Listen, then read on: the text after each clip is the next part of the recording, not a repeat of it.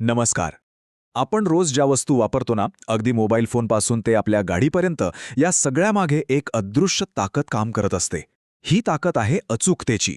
आज आपण याच अचूकतेमागचं एक साधं पण जबरदस्त शक्तिशाली रहस्य उलगडणार आहोत, आणि ते म्हणजे ड्रिल जिग्स.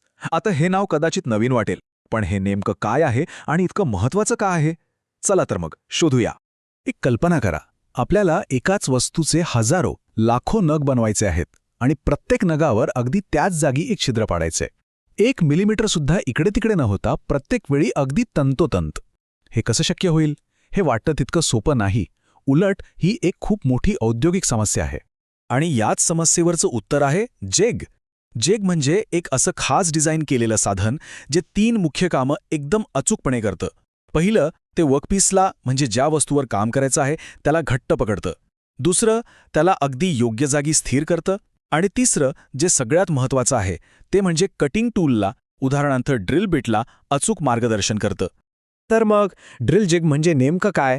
खरं तर हाच आहे अचूकतेचा मूळ पाया. चला, सगळ्यात आधी आपण याचे 2 मुख्य प्रकार कोणते आहेत ते समजून घेऊया. ड्रिल जिग्सचे प्रामुख्याने 2 मोठे गट पडतात. एक म्हणजे ओपन जिग्स. नावाप्रमाणेच जेव्हा वर्कपीसच्या फक्त एकाच बाजूला काम करायचं असेल तेव्हा हे वापरले जातात. आणि दुसरे आहेत क्लोज्ड जिग्स, ज्यांना बॉक्स जिग्स असाही म्हणतात. आता नावावरूनच कल्पना आली असेल नाही का? जेव्हा वर्कपीसच्या एकापेक्षा जास्त बाजूंवर काम करायचं असतं तेव्हा हा बॉक्ससारखा जिग कामाला येतो. म्हणजे आपलं काम किती गुंतागुंतीचं आहे यावर ठरतं की कोणता जिग वापरायचा. चला, आता जिग्सच्या जगात थोडं आणखी खोलवर जाऊया. इथे प्रत्येक कामासाठी आणि प्रत्येक आकारासाठी इतकी वेगवेगळी आणि खास उपकरणं बनवली आहेत की त्यांची विविधता पाहून खरंच आश्चर्य वाटतं. यातला सगळ्यात सोपा आणि बेसिक प्रकार म्हणजे टेम्पलेट जिग. हा जिग फक्त वर्कपीसच्या वर किंवा आत बसतो. अनेकदा तर याला घट्ट पकडण्यासाठी क्लॅम्पची सुद्धा गरज नसते. जिथे खूप जास्त अचूकतेची गरज नाही अशा साध्या कामांसाठी हा एकदम परफेक्ट आहे. पण विचार करा, जर वर्कपीस खूप पातळ किंवा मऊ असेल तर, जसं की एखादी पातळ धातूची शीट, ड्रिलिंगच्या दाबामुळे ती वाकू शकते, बरोबर? यावर उपाय म्हणजे सँडविच जिग. नावाप्रमाणेच यात वर्कपीसला एका बेस प्लेट आणि ड्रिल प्लेटच्या मध्ये सँडविचसारखं दाबून पकडलं जातं. यामुळे तो अजिबात वाकत नाही. आता जेव्हा काम अधिक गुंतागुंतीचं असतं, म्हणजे समजा वर्कपीसच्या अनेक बाजूंनी छिद्र पाडायची आहेत, तेव्हा बॉक्स जिग वापरला जातो. हा एका फ्रेम किंवा बॉक्ससारखा असतो जो वर्कपीसला स्थिर ठेवून आपल्याला वेगवेगळ्या दिशांनी ड्रिलिंग करण्याची सोय करून देतो. आणि जर वर्कपीस खूपच मोठा, जड आणि विचित्र आकाराचा असेल तर काय करायचं? अशावेळी कामाला येतो ट्रनियन जिग.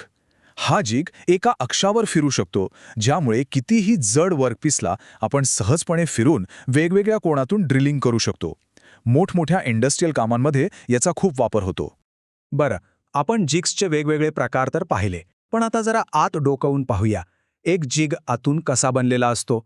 त्यात असे नेमके कोणते भाग असतात ज्यामुळे तो इतका अचूक काम करू शकतो? साधारणपणे प्रत्येक ड्रिल जिगमध्ये हे 5 मुख्य भाग असतातच. एक बॉडी किंवा बेस प्लेट, एक drill plate, drill bushes, locating pins आणि क्लॅम्प्स. चला, यातले काही सगळ्यात इंटरेस्टिंग आणि हुशारीने डिझाईन केलेले भाग जरा जवळून पाहूया. या सगळ्यामध्ये ड्रिल बुशेस हे लहानसे दिसणारे भाग खरं तर खूप महत्त्वाचे आहेत. त्यांचं पहिलं आणि मुख्य काम आहे ड्रिल बिटला एकदम अचूक मार्गदर्शन करणं.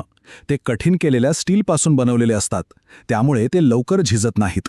आणि गंमत म्हणजे एकाच छिद्रामध्ये वेगवेगळी ऑपरेशन्स करायची असल्यास हे बुशेस बदलता येतात. यानंतर येतात लोकेटिंग पिन्स. यांचं काम वर्कपीसला जागेवरून हलू न देणं हे तर आहेच, पण यातली खरी हुशारी आहे त्यांच्या फुल प्रूफिंग डिझाईनमध्ये. म्हणजे काय तर या पिन्समुळे वर्कपीस चुकीच्या पद्धतीने किंवा उलटे दिशेने जिगमध्ये बसवला जाऊ शकत नाही. विचार करा, यामुळे मोठ्या प्रमाणावर उत्पादन करताना होणाऱ्या मानवी चुका जवळजवळ संपूर्णच जातात. आणि मग शेवटी येतात क्लॅम्प्स. यांचं काम अगदी सोपं पण अत्यंत महत्त्वाचं आहे. ड्रिलिंग करताना जी बलं निर्माण होतात ती वर्कपीसला ढकलण्याचा प्रयत्न करतात. या बलाच्या विरोधात वर्कपीसला अगदी घट्ट आणि स्थिर पकडून ठेवणं हे या क्लॅम्प्सचं काम. क्लॅम्प्समध्येही बरेच प्रकार आहेत. त्यातला एक अगदी सामान्य आणि प्रभावी प्रकार म्हणजे स्ट्रॅप क्लॅम्प. याची रचना सोपी असते आणि अनेक ठिकाणी याचा खूप प्रभावीपणे वापर केला जातो. जिथे कामाची गती खूपच महत्त्वाची असते तिथे क्लॅम्प वापरतात. यात फक्त एक लीव्हर फिरवून वर्कपीसला काही सेकंदात पकडता किंवा सोडता येतं. यामुळे प्रचंड वेळ वाचतो आणि उत्पादन क्षमता वाढते. आणखी एक प्रकार आहे लॅच क्लॅम्प.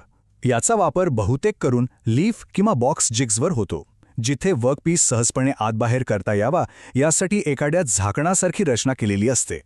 तर आपण जिग्सचे प्रकार पाहिले, त्याचे भाग पाहिले, पण या सगळ्याचा खरा परिणाम काय? हे जिग्स इतके महत्त्वाचे का आहेत? याचं उत्तर त्यांच्यामुळे मिळणाऱ्या एका खूप मोठ्या फायद्यामध्ये दडलेलं आहे. तर ह्या सगळ्याचा मूळ उद्देश काय? जिग्समुळे आपल्याला 3 मुख्य फायदे मिळतात: अचूकता, गती आणि सर्वात महत्त्वाचं म्हणजे इंटरचेंजेबिलिटी, म्हणजेच भागांची अदलाबदल करण्याची क्षमता. याचा अर्थ काय? समजा आपल्या गाडीचा एखादा पार्ट खराब झाला तर कंपनी तसाच दुसरा पार्ट बनवू शकते, जो अगदी तंतोतंत तिथे फिट बसेल.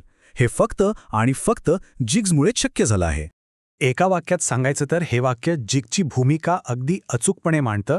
जिग हे एक विशेष उपकरण आहे जे ऑपरेशन दरम्यान वर्कपीसला पकडते, आधार देते आणि कटिंग टूलला मार्गदर्शन करते. या एका वाक्यात जिगचं संपूर्ण सार सामावलेलं आहे, नाही का?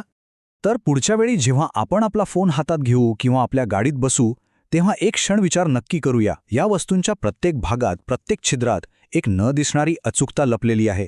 आणि त्या अचूकतेमागे कुठेतरी हा एक अनसंग हिरो, एक जिग नक्कीच असणार आहे. जरा आपल्या आजूबाजूला नजर टाका. अजून किती गोष्टी अशा लपलेल्या अचूकतेवर अवलंबून असतील याचा कधी विचार केलाय?